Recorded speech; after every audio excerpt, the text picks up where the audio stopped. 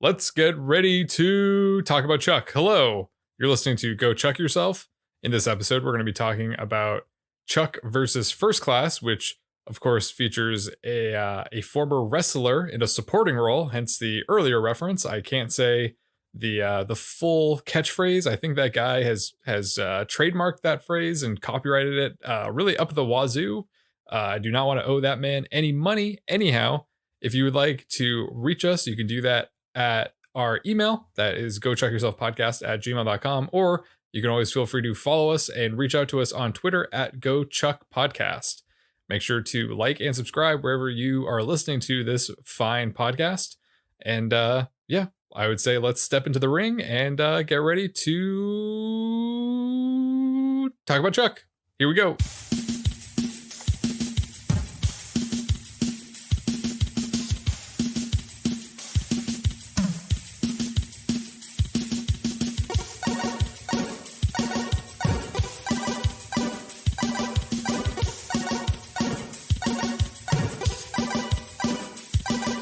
We're still here. That's right. Go Chuck Yourself.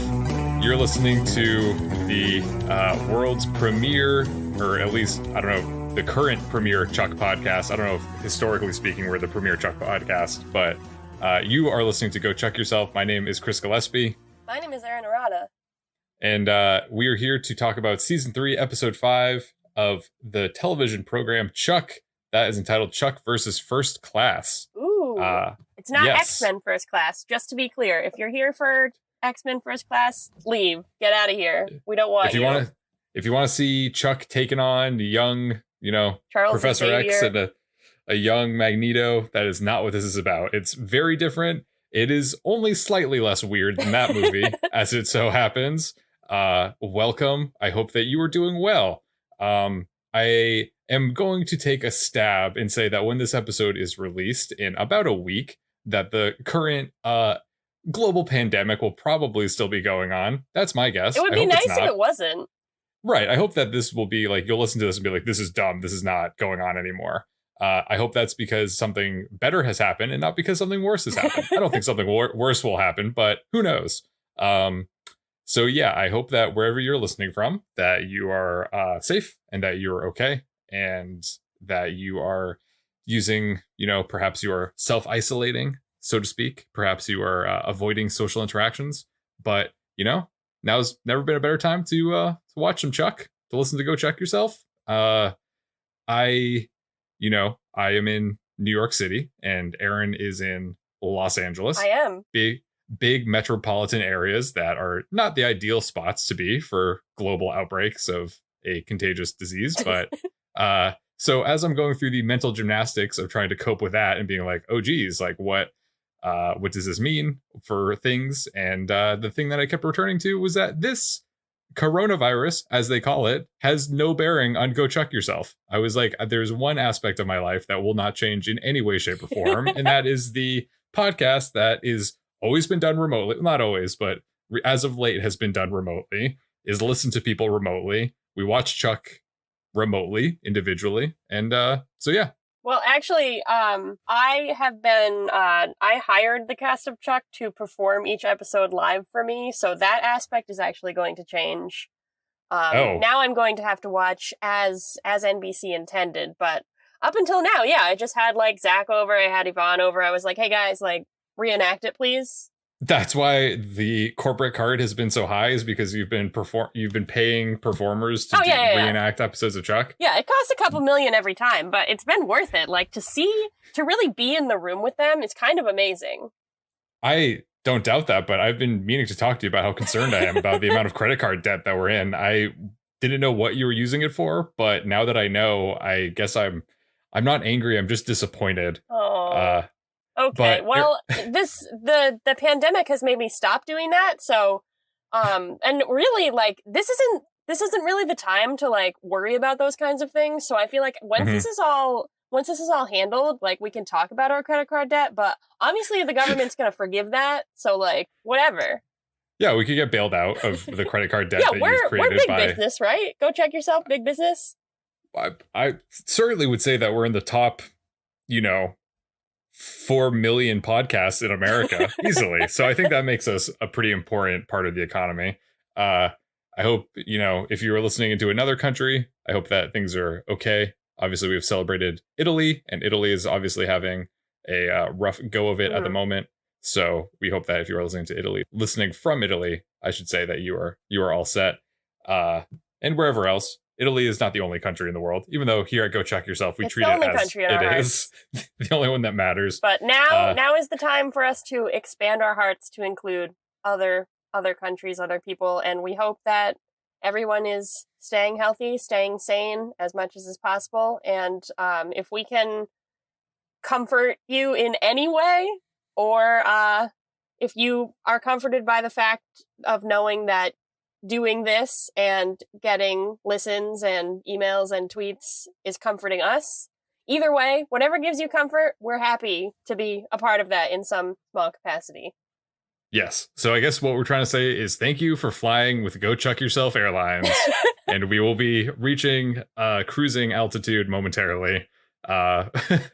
We're the pilots here. We're going to be taking off with Chuck versus First Class. Erin, you are the pilot here. You're at the steering wheel. I am just but a co-pilot, if you will. Oh, well, that's nice that we're like pilots. I thought we were going to be like flight attendants, which is also like a very valuable job. Like pilots, I'm not saying they're more important to the flying experience, but just like I thought that's the role I was ready for. But if I'm a pilot. Just a classic look into Erin's self-esteem of like, okay, compare yourself to a job on an airplane. Yes. I'm like, okay, pilot. Okay, flight attendant. Well, can I blame the patriarchy? No, well, yes. I mean, you can. You absolutely can. No, I'm not allowed to. Well, everybody, just fasten your seatbelts. Ignore the bumpiness of the beginning of this flight. We have now taken off, and I'll let you go to the bathroom at some point, but for right now, listen in to these important safety instructions. So we open on Morgan entering the Bymore as Respect plays, but it's not the Aretha Franklin version. It's a different version. I don't know if this is the original version. I don't really know the history of the song Respect, so I don't really need to get into that too much, but that's the song that's playing. He's wearing his assistant manager vest and walking with an air of authority, but his coworkers don't seem too happy about it. They all glare at him, etc.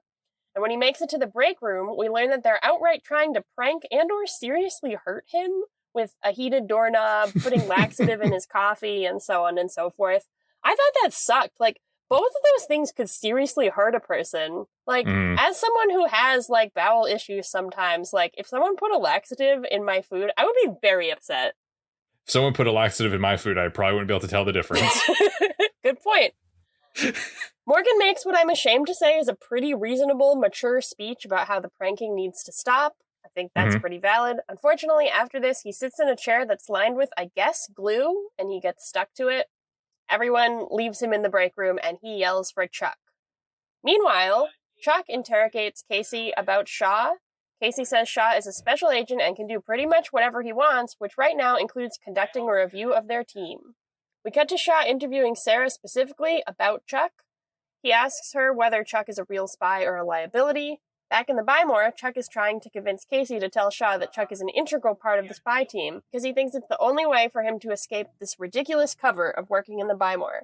Casey is paged and says that Shaw wants to interview Chuck now. I guess this interview is occurring with Chuck, Sarah, and Casey, not just Chuck. Looking at his handlers, Chuck starts to say how he's sure they were bad-mouthing him, but actually he's a good spy. I think this is pretty rude to Sarah, because, like, I know their relationship is running hot and cold, but why would Chuck think that she was, like, in there talking shit about him? She's always had his back before, so that's, like, a weird leap for Chuck to make. Shaw interrupts Chuck to say that he thinks there's a problem on their team, but the problem is Casey and Sarah. Chuck is surprised, but then he adamantly agrees with this, which, again, sucks. Like, no loyalty? I don't agree with Chuck in this case. Shaw says Casey and Sarah coddle Chuck, and to rectify this, he's sending Chuck on his first solo mission to Paris. So at this point, I was very excited to see, like, the unfortunate set that they would have for, like, Parisian stuff. So we'll get to that later. Shaw takes Chuck to the Bymore to train him. His first task is tranking Jeff with a trank pen. Shaw assures Chuck that he's read Jeff's file and he'll be just fine. Chuck pretends to check in on Jeff, and Jeff reacts very believably, saying that Chuck doesn't usually check in on him and is everything okay. This really reminded me of me anytime I get a text from someone who doesn't usually text me like, hey, how are you doing? Like, I guess in quarantine times, it's a little bit less weird than it usually is, but generally when I get a text from someone, I'm like, am I dying? Like, does everyone know that I'm dying? Why is someone who doesn't usually talk to me asking how I am? Oh, God. So I believe this reaction from Jeff. Chuck is successful in squirting his pen into Jeff's coffee mug. After this, Shaw says that Chuck is ready. Chuck is dubious, but Shaw says Chuck has been on more missions in 2 years than most spies have been on in a lifetime. At this point, I was like, what? Is that true? Like, I know he's on a lot of missions, but I assume, based on what we know about everyone else, that they're also going on missions? Like, what are the other spies doing? Do they get breaks? Yeah, I mean, maybe Chuck has just been, he's been like pretty consistently busy over the past couple of years. So maybe he's just cramming the missions in at a quicker pace than normal spies. I guess so. But Sarah and Casey are constantly alluding to the vast backstory that they each have and all the missions that they used to go on. Yeah. And are they not average spies, or are they seriously surpassing the amount of missions that normal spies go on? Is it maybe that Chuck, like, because it seems like the other spies do things where they're like embedded, like they try to like get into the ring or like whatever, or like, so maybe like long cons. Yeah. So Chuck is doing like the quick ones. So maybe that's why. Mm-hmm. I don't know. Also, at this point, we see like a sick Hello Kitty box fan. I don't know if you noticed that, but it was very good. Her face was like the fan. It was really good. I wanted it. As Chuck and Shaw leave, Morgan sees Jeff's cup of coffee and decides that will be safe for him to drink since it's someone else's. He takes a sip and immediately passes out. And I can't believe I'm saying this, but I felt kind of bad for him. Yeah, the season 3 Morgan is a little bit more empathetic than seasons 1 and 2 Morgan. For now. In Castle, Sarah and Casey tell Chuck he'll be traveling as Carmichael. He assures them he's ready, but then Casey discovers nunchucks in Chuck's baggage. Nunchucks. I know it's not spelled the same, but that was kind of like, kind of a good weapon for him. Mm-hmm. Chuck says they're in the intersect and he prefers them to a gun. Sarah asks for a moment alone with Chuck. She is sure Chuck can do the mission, but she begs him not to do it now. Chuck says he doesn't want to let Shaw down. Shaw interrupts, insisting that Chuck is going and that Beckman agrees with him. So that was kind of like a, like, your dad agrees with me, or like, whatever. Sarah has to back down. Shaw gives Chuck a first-class plane ticket, and Chuck shouts, "Oh, Daddy!" That was, it was weird, but it was fine. Chuck boards a very, very, very fancy plane that just, like, has a bar. Like, I don't know. I've never flown first class, have you? I have not, okay. But I also, I guess, have not flown international flights, nor have I flown flights that would even maybe have this feature, I assume, like, I mean, it has to come from somewhere. I assume that some plane has this, like, maybe, like, Air Force One. But I've been on the flight from LA to Paris, and it did not have a bar in the first class. Like, it had, like, the big seats and everything. Like, their seats looked real, but the bar was wild. To take it back a moment, we actually missed a declassified scene that occurs in Castle during the kind of mission briefing. Okay. Shaw explains what the crypto key is that Chuck is looking for. Oh, well, that would be useful. Sarah and Casey don't know if Chuck can handle the mission. They have their doubts. Chuck insists that he can handle himself thanks to all of the training that he had in Prague. But Casey reminds him that he can be killed in Paris just as easily as anywhere else. Shaw tells Chuck that the ring courier with the key is in Paris, and Chuck will find the courier there. Chuck says that he can do that, but he just has one question. How does he do that? Casey says that he and Sarah need a sidebar with Shaw, and they send Chuck into the armory room and lock the door on him. So they kind of like just sequester him off in a side part of Castle. Sarah says that Chuck has never gone on a solo mission before, and Shaw insists that the Intersect needs to prove himself. The goal was to create a super soldier, and if they don't do that, then all of the work that was put into the Intersect was for nothing. Sarah says that she will formally protest this, and Shaw says, "Great, put it in writing." And Sarah and Casey storm off. Shaw lets Chuck out of the armory, and Chuck says that Sarah and Casey can be a little overprotective at times. They don't believe that he can do it, and you know what? He doesn't believe he can do it either. Shaw tells him that he's been following the gang's exploits ever since Bryce sent Chuck the Intersect, and he admits that Chuck impressed him by staying alive this long. Now he just needs Chuck to impress him by becoming a spy. Okay, so I mean, some of that would have been useful to have. Some of that is pretty similar to what happens, but like the explanations would have been nice. So yeah, that was a declassified scene on the DVD, just providing a little bit extra context. So yes, we're boarding the plane now. We're in first class, getting ready to take off to go to Paris. Yes, we are. So Chuck takes a seat next to a really cute woman named Hannah. She's played by Kristen Kruk. Do you know how to? This is another thing we should have researched. She played Lana Lang in Smallville. It's like we watch the show and forget that we're actually going to be recording about it later. Like we take the notes and then it just doesn't occur that we're going to be saying those notes aloud. Yeah. So she plays Lana Lang in Smallville. So a lot of people were very excited to see her. I was excited to see her too, but just because she's cute, I've never seen Smallville. But they strike up a rapport by guessing the stories behind their fellow passengers, and Hannah is clearly a woman after my own heart because when Chuck doesn't want his glass of champagne, Hannah offers to take his. Instead, they drink together, which I was like a little nervous about because like Chuck is on the job, but you know, gotta have fun here in first class. Hannah asks Chuck what he does, and he says he's in retail at a high-end store. So we cut to the Buy More, where Morgan has somehow been stuffed into a crane game machine. I forgot those existed until literally last week, but it was nice to see them. Like, I really liked playing them back when I was a susceptible child. That has not... Okay, like, as if you're not a susceptible child now. But that claw machine has not always been there. I don't think. I've never noticed it before in the background of the Buy More. It seems like it was a new addition for this episode. I've never noticed it before either, but as I was saying, like, my mind just goes blank when I see them, apparently, for the last, 4 years. And then I saw one, this week when I was trapped in the grocery store trying to buy toilet paper and soup, and I was like, oh, right, those things! So, there's... Did they have toilet paper and soup inside the claw machine? Oh my god. That would be cruel, but also kind of a good idea. I came across a roll of toilet paper on the street the other day. It was just, in a parallel parking spot. I did not pick it up, but it looked like it was full. But once again, I did not want to use it. It was, a single roll, it wasn't, packaged or anything. There was one, good roll, and then there was another roll with it that seems like it may have got hit by a car. Okay, well, I want to know the story there. Maybe we'll be able to get to the bottom of that by the end of this episode. But what we're going to get to the bottom of now is what's happening in the Buy More. So Morgan's trapped in the crane game, blah, blah, blah.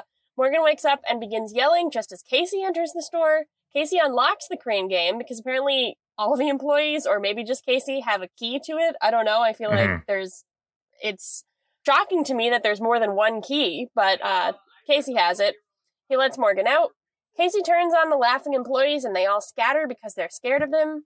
Morgan asks Casey how he commands their respect like that. And this is a dynamic that I was pretty interested in. This is not something we've seen before, but Casey and Morgan, yeah, I'm here for it. Yeah, it could be interesting. Back on the plane, Chuck and Hannah are sitting at a full bar. Hannah asks Chuck if he flies first class often, and he's like, yeah, all the time.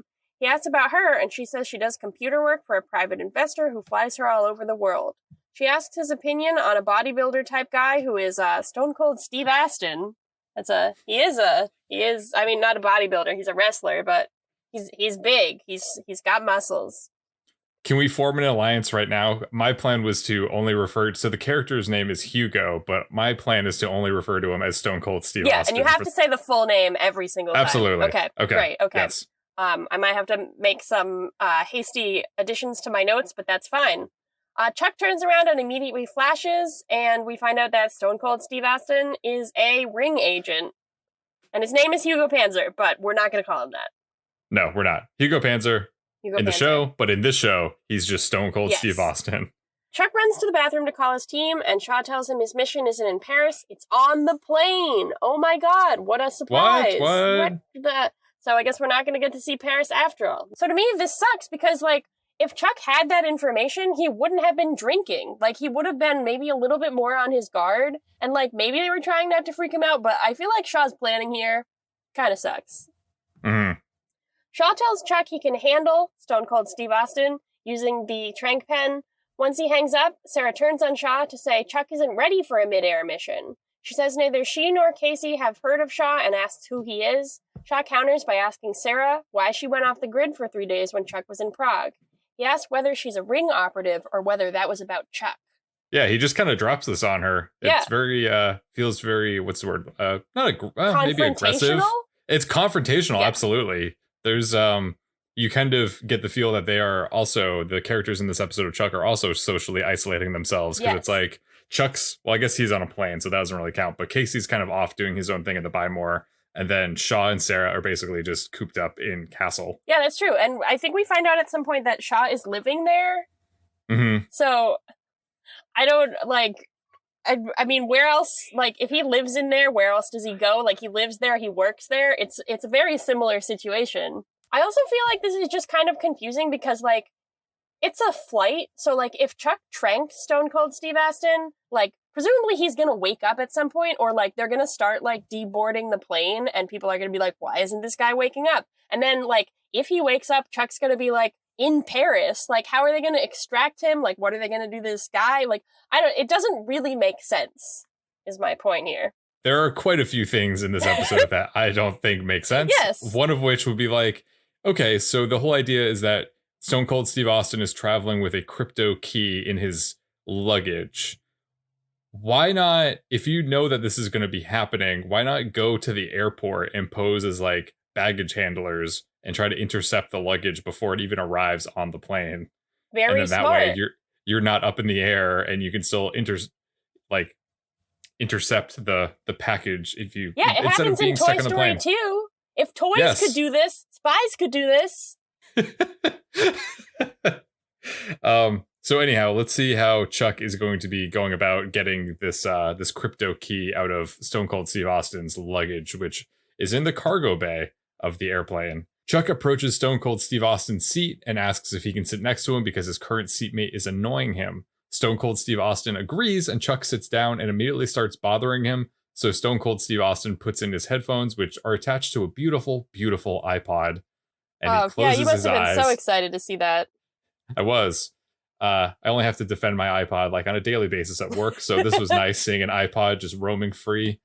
Chuck then, he kind of looks around the cabin before taking out his pen and then loudly declares, "Crossword time!" before trying to shoot the sleep serum into Stone Cold Steve Austin's drink. Is that not how you begin doing crosswords? Crossword time! You have to announce it. If you don't announce it, then it doesn't count. The pen does not work, much to Chuck's surprise, but Stone Cold Steve Austin hears, he has his headphones in, but he hears the pen not working. Like he hears Chuck clicking the pen multiple times. And even though he has his eyes closed and the headphones in, he acknowledges that the pen is not working. So he says that sometimes pens don't work when there's a change in altitude. I guess that sounds legit. I think that's true. Yeah, that sounds fine. If you have a pen in your bag or something, when you're on a plane, it can explode. I feel like them not working also makes sense. So anyhow, Chuck is trying to make the pen work, but while he's shaking it, Chuck accidentally sprays Stone Cold Steve Austin in the eyes with the serum. Stone Cold is confused by this because it's not ink, and immediately grabs Chuck by the throat and says, "Who are you?" Chuck then sprays the sleep serum into Stone Cold Steve Austin's mouth, causing him to pass out immediately. This gives Chuck a chance to steal Stone Cold Steve Austin's boarding pass. Back in Burbank, Casey is working a shift at the Buy More and sneaks into the break room to call Sarah and ask for an update on Chuck. Sarah assures him that Chuck is doing fine when Morgan enters the break room, so Casey hangs up. Morgan asks Casey for a favor, and Casey says that he's not interested. But Morgan says that he will pull rank if he has to. Casey cracks his knuckles and asks what Morgan wants, and Morgan says that he needs help dealing with the rest of the Buy More staff. They won't listen to him, and they don't follow any rules. Casey immediately recognizes them as insurgents and says, "I hate insurgents." And he and Morgan form a new alliance, or their alliance really starts to become more serious than it was just back at the vending machine, I suppose. Anyhow, in the air over, I don't know, let's say Oklahoma City, probably, Chuck makes his way to the back of the plane. He sneaks by a flight attendant and finds a door with a keypad. He enters a combination and then takes an elevator down into the cargo bay.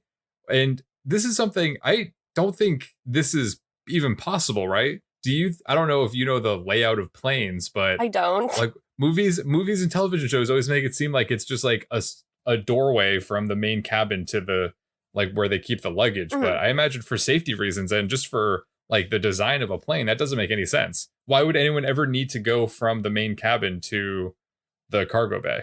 Yeah, well, my thought about this was much dumber because, of course, your luggage is on the plane with you, but I just I guess I thought it was on a separate, like, I didn't really think it was on a separate plane, but, like, when my luggage is taken away from me, it's just gone, and then it reappears at the next airport. But I never really thought about, like, I knew there was a cargo bay because I knew that was the thing that's cold. But, no, yeah. I mean, there has to be a way to get to it for, like, emergency purposes, but, like, it can't just be that easy. It can't be a door with an elevator. It's probably just like a latch, right? With like a little tiny ladder was what I would think. Yeah, I don't know. If we have any listeners who are plane experts, pilots, flight attendants, anything, let us know. If you've designed a plane, that's cool. Congratulations. Hey, this is the plane I designed. You like it? You want to go for a spin? Yeah, we've established that Chris is an expert on construction equipment, not so much on planes. Anyhow, in this cargo bay that you may or may not be able to access in an actual plane, I don't fucking know. Chuck calls Shaw on his special cell phone, and Shaw and Sarah remind him that all he needs to do is find a piece of luggage that matches Stone Cold Steve Austin's boarding pass. Well, I guess maybe it's not his boarding pass, but his luggage claim ticket is what it is. Yeah. Yes, I apologize. Anyhow, at this point, I was very excited. I don't know if you were excited about this, but on all of the suitcases in the storage, like on the shelves where all the luggage is being held, all of the tags, all the luggage tags say CDG, and those are my initials, CDG. And I was thinking to myself, maybe this is like a shout out to me because your letter. I wrote in. Yeah. Maybe because I wrote in. Maybe that there was some kind of psychic involved with the production, and they're like, this podcast is going to happen in a decade, and I was feeling I felt very seen by it. So I'm happy for you. I thought that they said CDC because I've been seeing those initials a lot recently. So less exciting for me, but I like your interpretation. My interpretation was shattered when Catherine was like, no, CDG just stands for Charles de Gaulle Airport, which is where they're headed in Paris. That makes total sense. Anyhow, Chuck's task seems relatively simple. He just has to find Stone Cold Steve Austin's suitcase, remove the ring's crypto key, get back to his seat, and enjoy the rest of his flight, hoping that Stone Cold Steve Austin doesn't wake up and murder him. Yeah, I mean, that's a 12-hour flight. So I don't know how long the tranks work, but I feel like Morgan was not in the crane game for 12 hours, and he's a lot smaller, so it would work. Significantly smaller than Stone Cold Steve Austin. Back in Castle, Shaw says to Sarah, I'm right, aren't I? I should tell you that I'm always right. It's annoying, but it's true. And I have never identified more with a character on this program than in this moment. With him? Yeah. For saying that? Yeah, I mean, sure, I guess. That's your vibe. Let me dissect it. I'm right, aren't I? So this is me saying that I'm right, and I'm seeking acknowledgement from the other party. Okay. And then he's being gracious enough to give them an advance notice about I should tell you that I'm always right. So he's just letting you know that this is how it is. And then he's offering sympathy for the other party because he's like, I know it's annoying, but it's true. Just accept it. So I really enjoyed that moment. I thought that was pretty cocky of him to say, but when you break it down like that, it's actually he's doing Sarah a favor by letting her know. Right. He's just filling her in on how right he is all the time. Sarah asks him to clarify what he's right about because he just kind of says this out of nowhere. And he says she wants to know what he's talking about so she can tell him that he's wrong because she don't give a shit. Shaw then elaborates saying that most spies push their assets to perform, but Sarah protects Chuck and takes care of him. Shaw insists that he's right, just like he was right about Chuck being able to handle himself on the mission, and Sarah says, Chuck's not home free yet. And he's sure not, Erin. As Chuck is looking for Stone Cold Steve Austin's bag in the cargo bay, Stone Cold Steve Austin, he's in his seat and he's wearing a proto Apple Watch, or maybe one of those Apple Watch smart wristband things that Garmin makes, those GPS people. Yeah. He's wearing one of those, and it identifies that his heart rate is dropping lower than normal, and it immediately shocks him awake.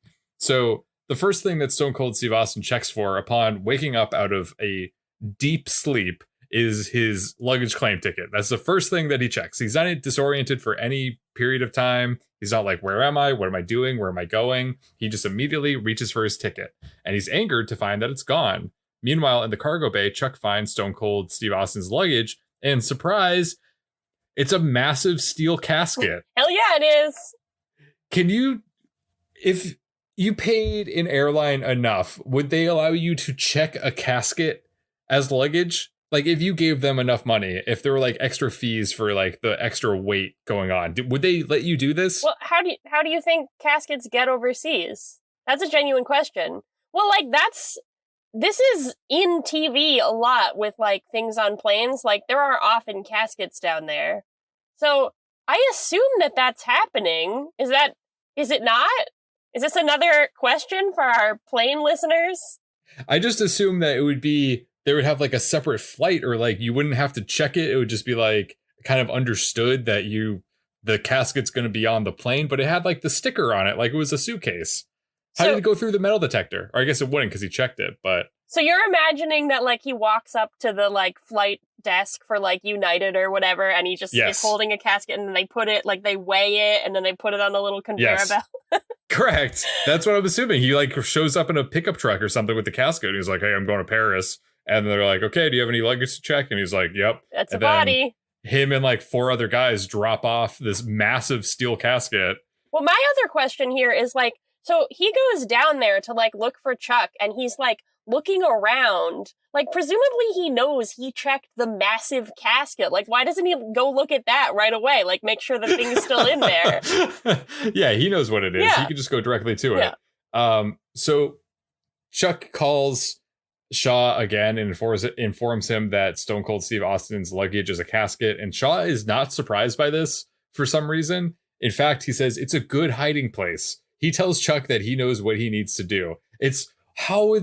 Why is that a good hiding place? Who would think of that? I don't know. Well, I mean, it happens in a Flight Plan starring Jodie Foster, so maybe he saw that. Maybe Shaw is a Jodie Foster fan. Chuck easily opens the steel casket, revealing the dead body of an old man who is wearing a suit, but he's not really secured at all. It's not like a normal coffin or a casket where there's like the padding and it's like formed. Well, he's on a plane. He doesn't need to be secured. They'll do that later. You were so wrong about that. It's ridiculous, because think about it. If it's just a corpse in a casket that's bigger than him, that's longer than him, it means that he's going to be shifting back and forth, sliding inside the casket, and he's going to get mushed. His head is going to be mushed, and his feet are going to be mushed. Okay, so we also need to appeal to our listeners who run funeral homes or do funeral preparations, especially for people who are being transported. Please let us know how this works. So Chuck ends up, he like examines the corpse, and it's awkward, and he's like, ugh, but then he finds that the ring's crypto key is taped to the inside of the corpse's palm. As it turns out, there's actually going to be 2 corpses in the cargo bay, because Stone Cold Steve Austin, he arrives and he's sneaking around behind Chuck. And once again, it appears that anyone can access the cargo bay of this commercial flight. Stone Cold Steve Austin just like waltzes in. Here's my other question. Who is the dead guy? Like, is that just like a dead guy they have that they found? Or was it a coffin that was being checked and they just like slipped the thing in there? Like, there's a lot of questions here. Was he personally related to Stone Cold Steve Austin? Well, I was thinking maybe it was his dad, and he was just like, Dad, like, you believed in the ring, I believe in the ring, we're just gonna like... We're gonna do this together. Yeah, one last time. Chuck asks him that in a moment. Chuck climbs into the casket to hide from Stone Cold Steve Austin, and Chuck, inside the casket, decides to call Sarah, but Sarah can't pick up her phone because she's arguing with Shaw. And Shaw tells her not to answer the phone, and Sarah suggests that Chuck could be in trouble. As it turns out, Shaw and Sarah have very different parenting styles. Shaw says that if Sarah answers the phone, Chuck will never be a real man, spy. And one day that will get him killed. I don't know if Shaw can turn Chuck into a spy with his parenting style, but at this rate, Shaw can certainly turn Chuck into a comedian. Without Sarah to advise him, Chuck decides that he's best off hiding in the casket with the dead body rather than confront Stone Cold Steve Austin. So this is what he does. Chuck pulls the lid on top of him while he's straddling the body and says to himself, "Crossword time." Just kidding. He says, "Don't freak out." That's what he does. That would be a good catchphrase. We should maybe make note of that. Crossword time. Crossword time. Despite the fact that Stone Cold Steve Austin is roaming around the cargo bay, Chuck pops his head up like he's a little, like whack-a-mole thing. He sticks his head out of the lid, which is once again made of steel, to confirm that he's not an immediate danger. And then he decides to call Casey. Chuck tells Casey what he's doing, and Casey says, "Wait, aren't you still on the plane?" Chuck tells him that the mission is on the plane rather than in Paris, and then he informs Casey that the ring operative is looking for him as they speak. Casey tells Chuck that he needs to be like James the Sandman Fullington and fight Stone Cold Steve Austin, because Chuck, quote, picked the dumbest hiding spot and, similar to Evan Hansen, will be found. Dear Evan Hansen? Casey assures Chuck that he needs to pretend to be scared and weak in order to lull Stone Cold Steve Austin into a false sense of security and then take him out by flashing. Chuck panics and asks what he should do if he doesn't flash. At this point, Stone Cold Steve Austin hears Chuck in the casket and flips off the lid, revealing a nervous Chuck who screams at the top of his lungs. Casey hangs up on Chuck and calls Sarah to tell her that Chuck is in trouble. Sarah tells Shaw that Chuck's in danger, and Shaw says something that I truly could not understand. It wasn't like I couldn't conceive of it. I simply did not understand the words, the sound that his mouth was making. I think he said something to the effect that he was hacking into Chuck's phone. Yeah? I think that's what happens. Is this when he calls the satellite? Not quite. Okay. On the plane, Chuck says to Stone Cold Steve Austin that he hopes the corpse isn't Stone Cold Steve Austin's father, or as we refer to him here, Stone Cold Steve Austin Sr. Stone Cold Steve Austin responds to this by punching Chuck in the stomach. Rather than continuing the fight, Stone Cold Steve Austin lets Chuck run away while Stone Cold Steve Austin removes a machete from his other piece of luggage that's also Chuck down there. Well, you get two, right? Chuck, looking for a weapon, runs to the luggage belonging to the Yale fencing team, who were also on the plane. They were mentioned briefly before with Hannah. Mm-hmm. He finds their fencing swords. Stone Cold Steve Austin tells Chuck that if he surrenders, he'll make it clean, which I'm assuming means that he's offering to decapitate Chuck with the machete. Yeah, I mean, he's gonna just kill him in the most humane way possible.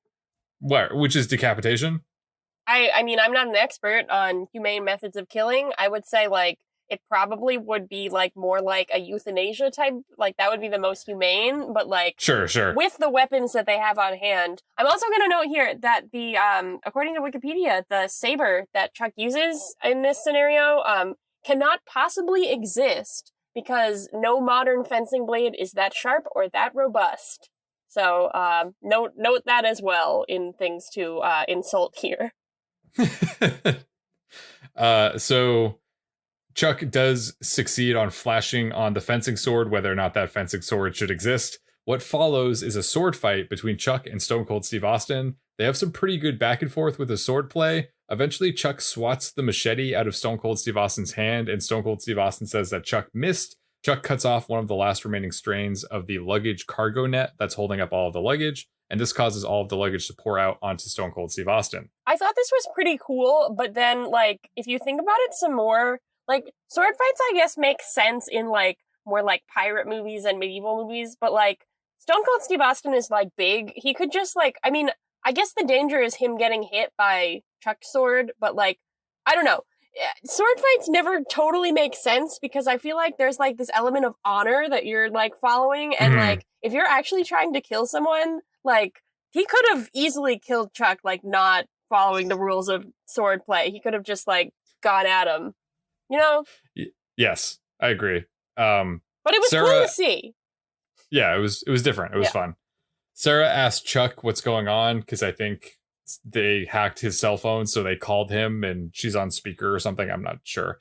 And Chuck says, "Crossword time." Not really. He says that his first solo mission was a success as he takes a rope and makes to restrict Stone Cold Steve Austin. Back at the Buy-More, Morgan has gathered all of the staff into the home theater room to announce that he's making John Casey his new lieutenant assistant manager. He says that anybody who's done with the insurgency can leave at that moment. So a bunch of people scatter out, leaving just Jeff, Lester, Fernando, Skip Johnson, and a couple of other guys. Casey lights up a cigar and Jeff says, "This is a no smoking store." To which Morgan says that Casey can smoke if he wants, or he can put it out. at which point Casey puts out his cigar in the palm of his hand without flinching. This display of strength causes everyone besides Jeff and Lester to run out. Morgan asks Lester if he has anything to say, and Lester turns to Jeff, and Jeff says, Lester says, this isn't over, and the two walk out. Do you think, like, Vic Sahe was sick during this episode? Because he doesn't That's talk. why he wasn't talking? Well, they make a point that he's giving Morgan the silent treatment. Oh, maybe I missed that. Yeah, well, that's what they say, because Morgan says something like, oh, are you done, like, giving me the silent treatment, giving me the cold shoulder? He just doesn't, he's not talking. But he talks later. Yeah, I don't know. It seemed odd to me. In the air over, like, probably the Atlantic Ocean at this point, Chuck and Hannah are sitting at the first class bar after hours. Once again, there's a massive circular bar on the flight deck of this plane. Yeah, of course. That's like this cool hip thing to hang out at. Chuck shows Hannah a miniature replica of the Eiffel Tower that he says his dad gave him. Remember Chuck's dad? Remember Chuck's dad? Remember Chuck's passion about Paris? He's always wanted to go. That's this massive character detail that we all know here in season 3. Remember Chuck's passion about his father, who he is so desperately searching for his entire adult life and then found and then is somehow once again separated from him, but doesn't seem bothered by it at all? Nobody cares. Chuck's got other things on his mind. They're looking at this miniature Eiffel Tower, and they're having a grand old time talking about the elevator inside the actual Eiffel Tower, even though it's late and other passengers are probably trying to sleep, so they should really just shut the fuck up. When they reach a lull in their somewhat flirty conversation, Hannah asks Chuck if he's ever actually seen the Eiffel Tower, to which Chuck starts to lie, but then stops and admits that he's never seen it. Hannah points out that nobody riding in first class talks about things so passionately and that he really stands out. Chuck says that he's just trying to fit in, but Hannah asks what his secret is, and then Chuck says that he works at the Buy More at the Nerd Herd and tells Hannah that he's going to Paris for a home install, courtesy of a local millionaire.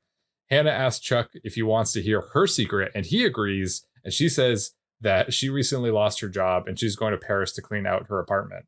Chuck says that he's sorry to hear that, but then Hannah says that, quote, meeting you almost makes it worth it. And That's Chuck smiles, and I think they're headed for the Mile High Club. They're drinking, they're on this weird swanky airplane. I'm sure there's probably people getting up to all kinds of nasty stuff all over that plane. Oh, hell yeah. Back in Burbank, Lester is sound asleep in what I'm assuming is his childhood bedroom when he's awakened by a mysterious man in his room who immediately knocks him out using chloroform. Could have just left him asleep. Lester then comes to in what we know is Casey's apartment, but it's pitch black, and he's duct taped to a recliner with his mouth duct taped shut. Casey appears behind him and tells him that he's still asleep and to relax and to watch a flickering red dot on his television screen. Casey then gets down next to Lester and repeats, Morgan is your boss. Morgan is your boss. Morgan is your boss. Morgan is your boss. I'm trying to do this to the listener right now, Erin. Oh, okay. Morgan is your boss. Morgan is your boss. Morgan is your boss. Your boss.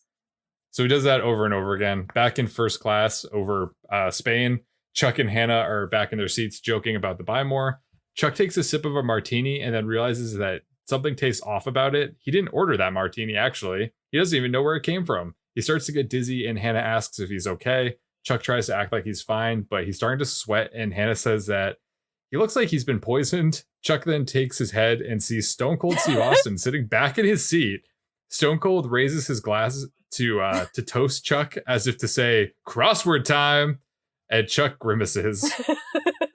Chuck is learning something that many professional wrestlers have learned before him. You just can't keep Stone Cold Steve Austin down. Woo! Austin 316! Chuck goes to the bathroom and calls Sarah and Shaw. He tells them that he's been poisoned, and they tell him that he needs to throw up. As this is happening, the flight attendant knocks on the door and asks if he's okay. Chuck opens the door and assures her that he's just having stomach issues, but the flight attendant points a gun at Chuck and tells him not to scream. Nope. As it turns out, she has the only vial of the antidote for the poison. She wants the crypto key. Chuck tells her he hid the key in the cargo hold, so she takes him down there at gunpoint. By the time they get to the bottom of the unexplainable elevator, he is very sweaty. I thought that was a good detail, but it is very interesting to see him. He was very sweaty. Also, Stone Cold Steve Austin is there. He punches Chuck in the stomach yet again. Back in Castle, Sarah isn't sure what to do to help Chuck, but Shaw launches a satellite that's designed to take control of enemy planes or something. He asks Sarah, "You're a pilot, right?" Which is not something I think I knew, but something I was pretty on board with. She's worried because the plane is a 747, and Shaw says, "Crossword time." Just kidding. He says, "Hope you're a quick learner." In the cargo hold, Chuck calls his team on speakerphone, and the flight attendant, who we find out is named Serena, demands that they authorize him to give her the key, because I guess that doesn't make sense either, because she could just take it. She doesn't need to get authorization, but she says she's going to shoot him immediately if they don't comply. Shaw says to go ahead, but to know that he knows her name, which is Serena, and that she works for the Ring, and if she does let Chuck go, he will let her and her team escape the plane. She tells him the Ring doesn't tolerate failure, which is when Sarah takes full control of the plane and makes it jerk around, so Serena drops the antidote and a bunch of cargo falls on her and Stone Cold Steve Austin. And also Chuck a little bit, because he's there too. Now this next part is a little confusing. Unlike the rest of the episode, this part specifically is confusing. The pilot comes on the intercom and says, "We're having a little turbulence," instead of, "Holy shit, the plane seems to be flying itself now." Everyone, including Hannah, fastens their seatbelts, but Chuck is still in the cargo hold, so he doesn't have a seatbelt. Everyone's just, stuff is flying around. Serena's trying to shoot him. Before she can, she gets hit by a big suitcase or whatever and falls down. So Chuck has time to drink the antidote, and when he's done, he sees his own suitcase and grabs his nunchucks. He flashes on nunchuck ability and tells Sarah to level off the plane so he can fight. As soon as she does, though, Chuck jumps up to see Stone Cold Steve Austin and Serena are both buried under cargo and out of commission. Oh well. Back in Castle, Shaw calls the satellite people and tells them to release the plane from Sarah's control. Then he tells Sarah that the flight crew will never even know they were there. What? I don't understand this at all. They thought that was turbulence? There's no way that makes sense. Turbulence doesn't feel like the plane is flying itself. Not just that it was flying itself, but she basically, she tipped the joystick forward, so the plane just, went into, yeah, they said, a 0 G's. dive. Yeah. Yeah. So the pilots just don't care? What are these pilots the doing? Pilots are just sitting there, they're just up, here we go, up. Turbulence? The turbulence is causing the plane to gradually go down at a diagonal angle towards the ground. Yeah, well, and we have no control over it. I thought maybe the pilots were just trying not to inspire panic, but then Shaw made this comment and I was like, okay. So yeah, and also the people aren't I guess Serena infiltrated the plane, but did they not notice that there was another flight attendant and now she's gone? Yeah, that she's gone, that a passenger's gone, that this one passenger seems to be just walking all around, disappearing occasionally. Yep.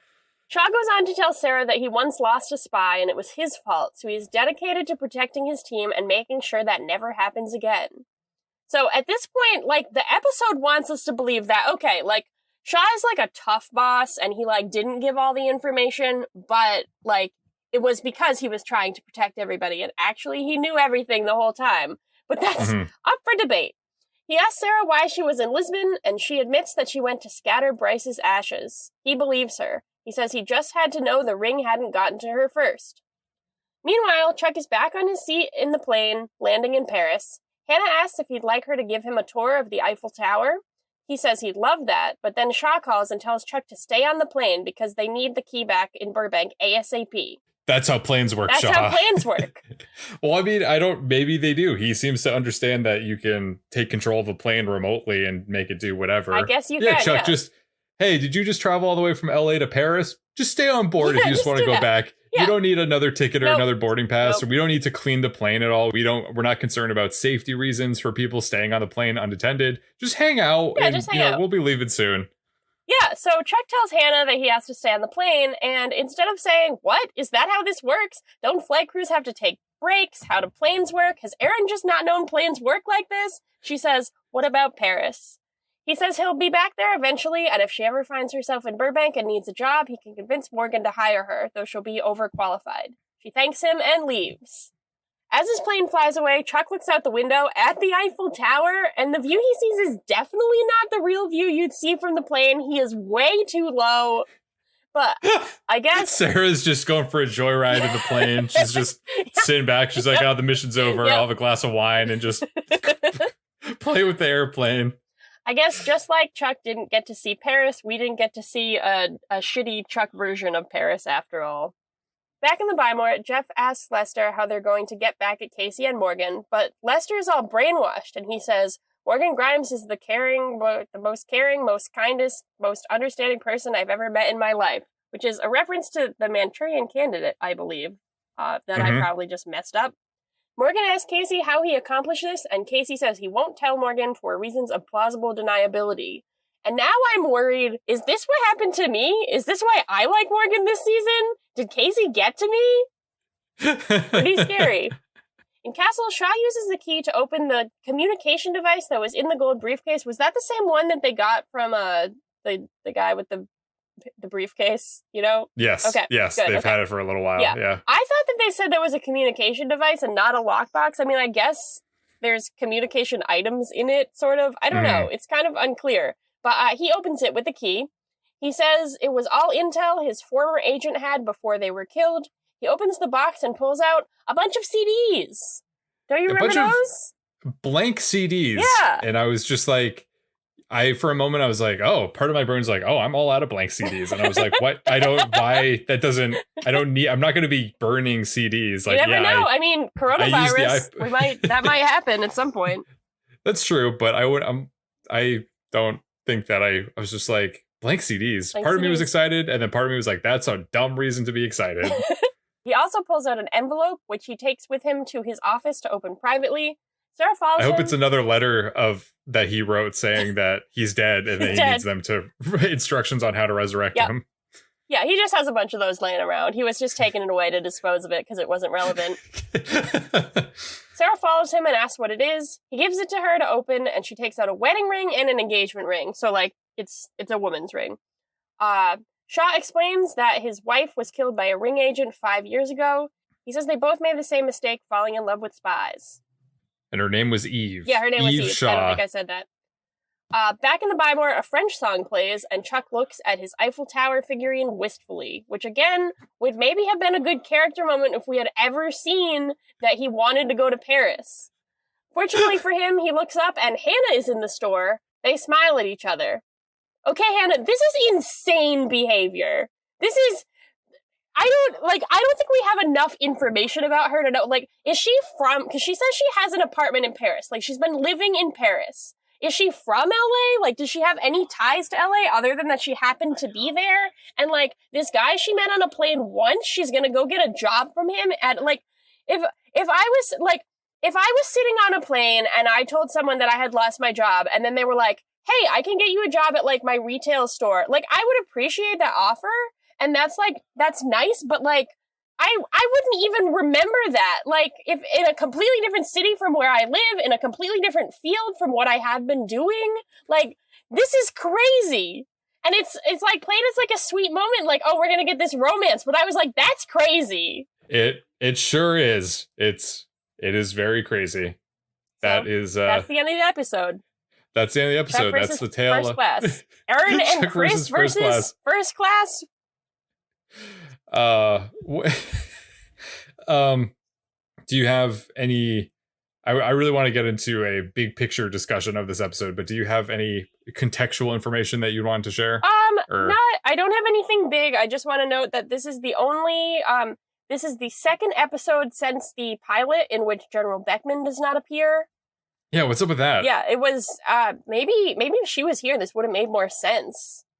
She would have explained things.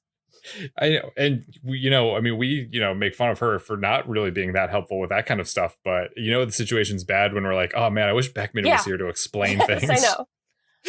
The other thing I wanted to note is just that we've talked about how Brandon Routh was Superman. We've talked about how Matt Bomer and Ryan McPartlin auditioned for Superman.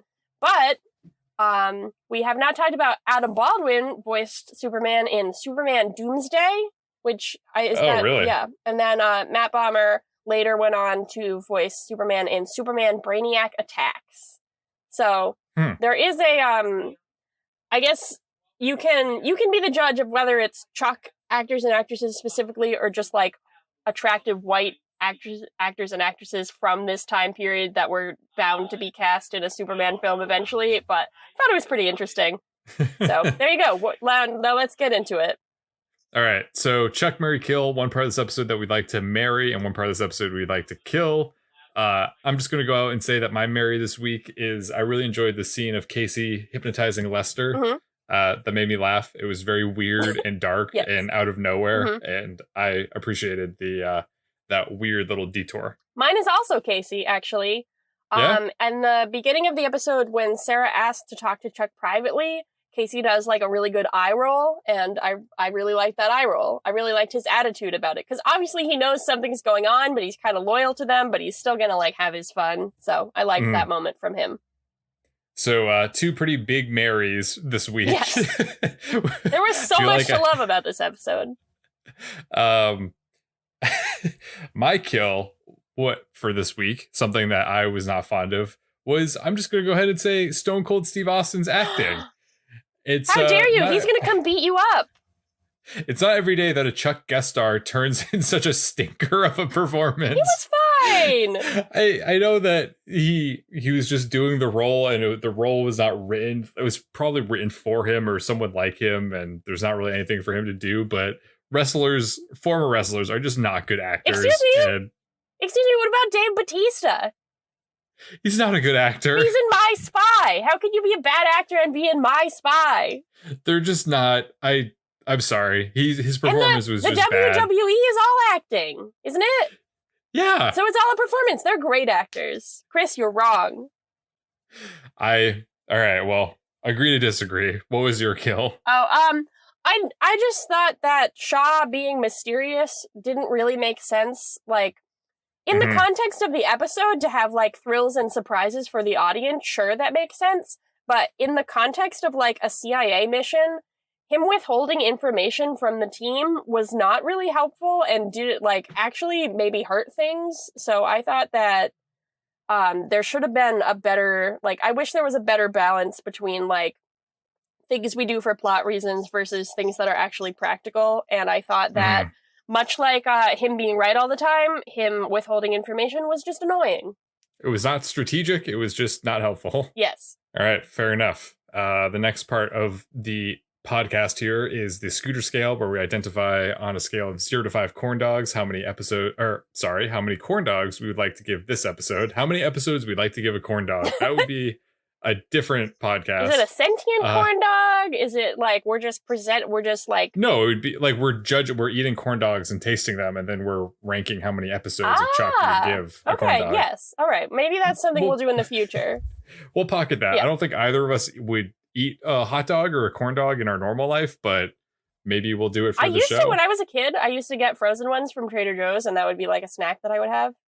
Oh, yeah. Nice. They're pretty good. Nice. So my thoughts about this episode, the Scooter scale, my definitive ranking. I'm just going to go ahead and put it out there and say, I don't know if this was a great episode of Chuck or if this was a terrible episode of Chuck. I feel like it was certainly the weirdest that we've seen thus far with Stone Cold Steve Austin, a dead body in a casket on a plane, the weird plane itself with the elevator, and then also the cocktail bar with people just hanging out. It never appeared that the plane was ever moving until Sarah took control over it. It was like things are like, you're in a plane. Sometimes things shift, and they just didn't make any attempt of making it seem like an actual plane in motion. Lester being hypnotized by Casey was weird. Sarah taking control of the plane, also strange. The ring device holding CDs and another ring. It was fun, but I don't know if it was legitimate fun or ironic fun. I feel like after talking to you, I'm leaning more on the ironic fun side.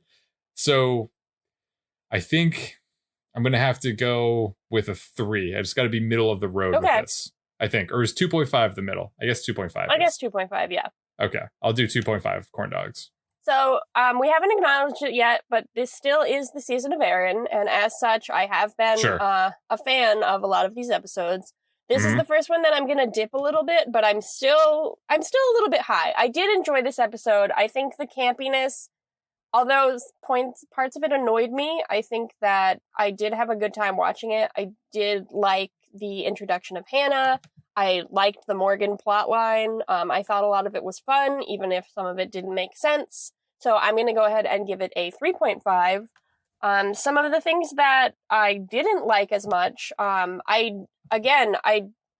we have never seen, like, correct me if I'm wrong, listeners, but we have never seen Chuck, like, want to go to Paris. Like, and that's played as if, like, it's played as if this is a huge character detail. They didn't need to play it that way. Like, it could just be like, wow, Chuck always talked about traveling, because he did. Like, and it could just be like, oh, it would have been cool to go to Paris. But instead they decided to make it this like, Chuck has always wanted to go to Paris, and he talked about it with his dad, and this was like a huge thing. He carried around this Paris thing. Like, that doesn't really make sense. And then there's just like the general things that don't make sense with like, what's Hannah's situation? Like, we don't get enough information about her. Shaw withholding information, the plane, the whole thing is confusing. But still, I had a good time watching it, and those things didn't bother me too much because, like, the acting in the episode was pretty compelling. So, there you go, 3.5, corn dogs.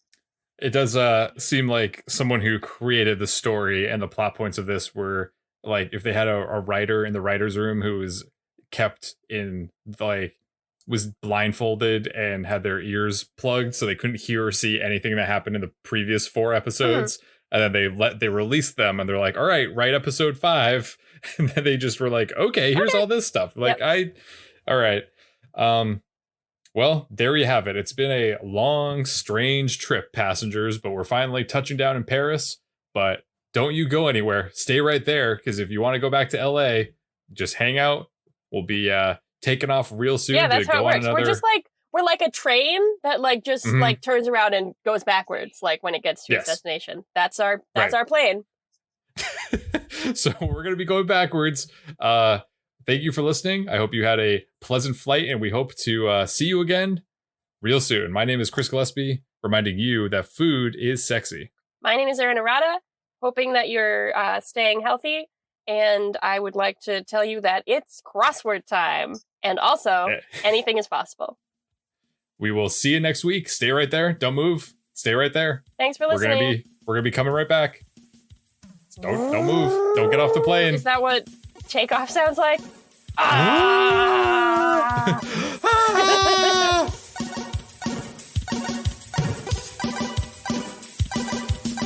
Thanks for listening. As always, a big thanks to the artist Hadakoa and the fine folks at freemusicarchive.org for providing us with our theme song, Warm Up. If you want to drop us a line, you can reach us at GoChuckYourselfPodcast@gmail.com. Don't forget to like and subscribe to Go Chuck Yourself on your preferred podcast platform. New episodes come out every Monday morning, and you do not want to miss a new episode. Thanks again. We'll see you next week. Bye-bye.